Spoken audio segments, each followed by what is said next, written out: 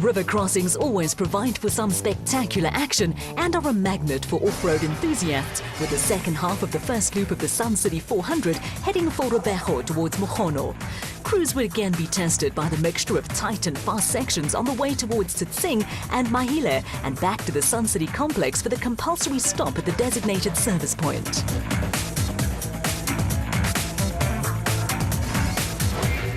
At the front of the field, an exciting battle had developed as Nick Harper and Kevin Hume in the Atlas Copco Bat and Colin Quinton Sewalt in the Elegant Fuel Bat took each other on.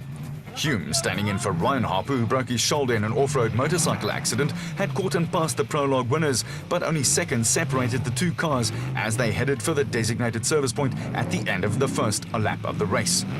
Anthony Taylor and Robin Houghton were comfortably leading the production vehicle category when disaster struck. Coming together with a Harper-Hume bat saw the Team Castrol Toyota Hilux retire with suspension damage.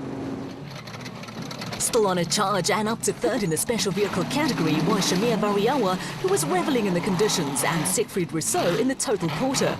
Jimmy Zahos and Pierre Jordan were also having a good run in the Cobalt Racing Porter, although tension was starting to surface between driver and co-driver.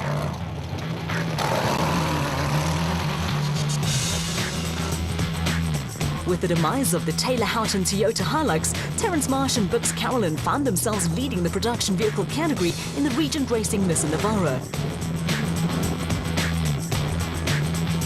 From time to time, the pair were at odds with the roadbook, and when they again strayed from the route, Thomas Rundle and Joan Moore nipped into the lead in the Baden Nissan Navara.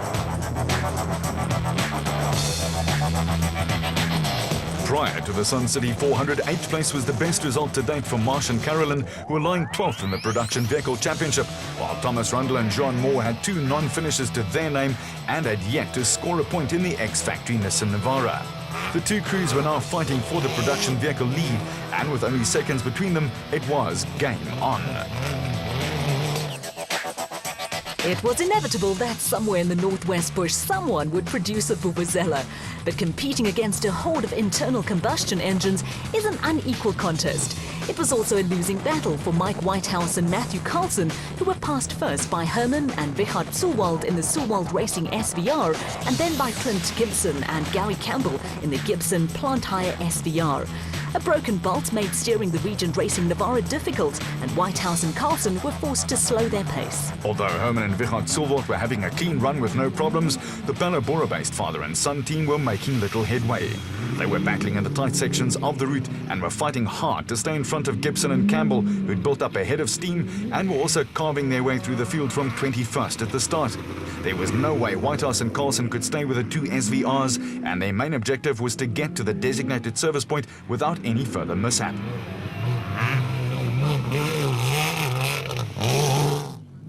A good battle had developed between Class B leaders Johan van Staden and James Rousseau and Swaziland crew John Thompson and Clinton McNamara, but it was the end of the road for the Rubicon pair of David and Gary White, who ground to a halt with a broken gearbox. ABSA National Championship newcomers Neil Mayer and Leon Muller were busy putting together a solid race in a Zarco Magnum, but were being closed down by a pair of SP-class Toyotas. Reigning production vehicle drivers champion Duncan Force and Rob Howie had worked their way through the field after starting 13th in the Team Castrol Toyota, while Gary Berthold and Andre Vermeulen in the Atlas Copco Toyota were fighting back after a spate of punctures set them back on their heels.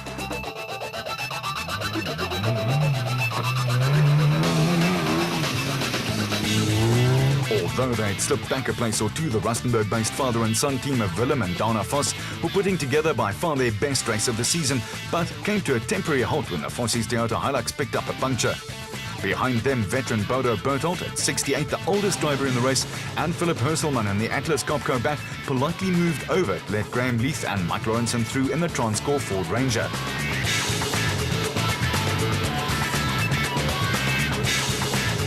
Changing wheel on an off-road vehicle in the middle of nowhere is not a simple process, but for Willem and Dana Vos, worse was to come.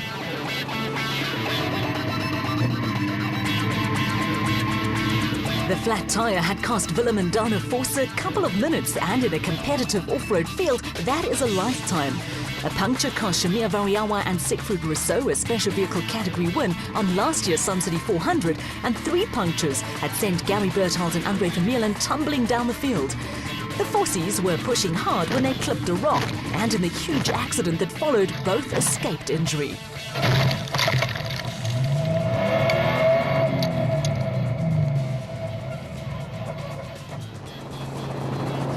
There was a far less dramatic end to the race for Hannes Grobler and Henny ter Steege. The diesel RFS BMW developed an oil leak, and rather than risk a blown motor, the experienced pair decided to call it a day. The Beamer again showed potential, but discretion is the better part of valor. There were no such problems though for teammates Christian de Plooy and Henk Janssen van Vieren, who were making good progress in the RFS Toyota Hilux with 2 punctures their only problems.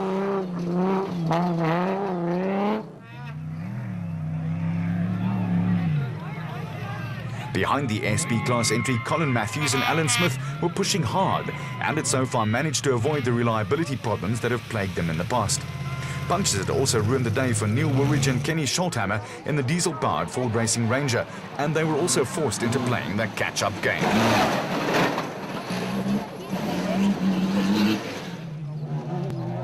Reigning champions Dewald van Breda and Johan de Tooy had moved to the front of the Class D field in the Northam Toyota Hilux. The Potchefstroom crew had Johan and Dion Besadenhout-Sedenko bat hot on their heels, with the pair enjoying a clean run so far. Behind the Besadenhouts, Father Bez and Dion's wife Lindy had taken control of Class B in another Adenko bat, with Besadenhout Sr. having his first outing in 11 months. There was a story of good sportsmanship attached to the 2 cars following the Besadenhouts.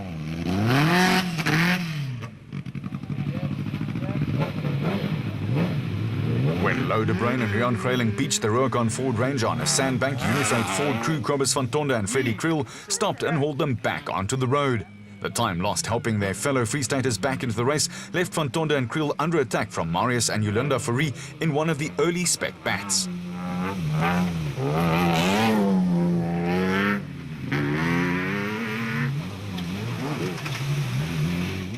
The race was starting to take its toll on machinery, and the Ernest Corbett Warwick Hooson Century Racing CR2 had lost all its rear bodywork, but was still going strong.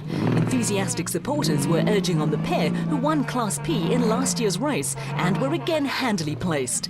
Not far behind the Century Racing pair, brothers Brett and Steve Parker had moved ahead of Class E leaders Gerald Leroux and Willem Pretorius in the Rubicon Ford Ranger. For the Parkers, a finish was top priority in what was their first outing in the ex-Naheem Moussa-G Jimco, while Leroux and Pretorius were looking for their second win of the season. And there was more drama when Daniel and Louw Zili contrived to crash the Orangeworks Aceco into a deep ditch at speed. When the dust cleared, it was clear that they weren't going anywhere in a hurry. That was the end of their race with this car.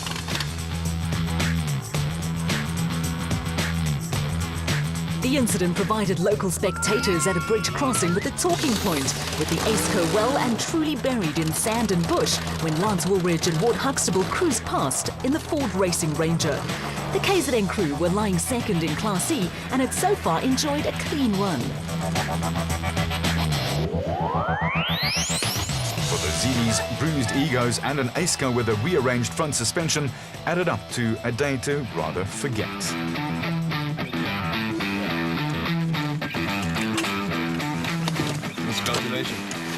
Yeah, it's fast, eh? Fast. Sometimes you don't react quick enough. But we're all right. The first car to arrive at the designated service point back at the Sun City complex was the elegant fuel bat of former SA champions Karl Heinz and Quinton Silwald. As crews streamed into the pits, everyone had the same tale to tell.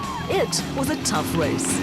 We're enjoying it, it's lovely, and the guys are pressurizing all the time from the back. We expect them to come in soon, so there's a lot of pressure on us today. It's going great. We had 23rd this morning. We knew we had to put the pressure on. We drove as hard as we can.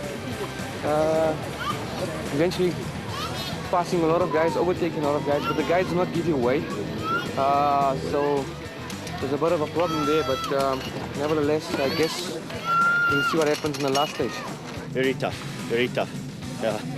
But we keep going and hopefully we can pick up a couple more. I'm second, I think, at the moment. The P-class coming in, P22 is for me. But going good. I think the second loop will be better because now I know what to expect. Yeah, we've had some big racing out there, big racing. Bumper cars, we've had everything. But it's tough. I mean, finishing is going to be big here. And there's a lot of casualties and a lot of dust. And it's going magic with my new nav. Dusty. Dusty.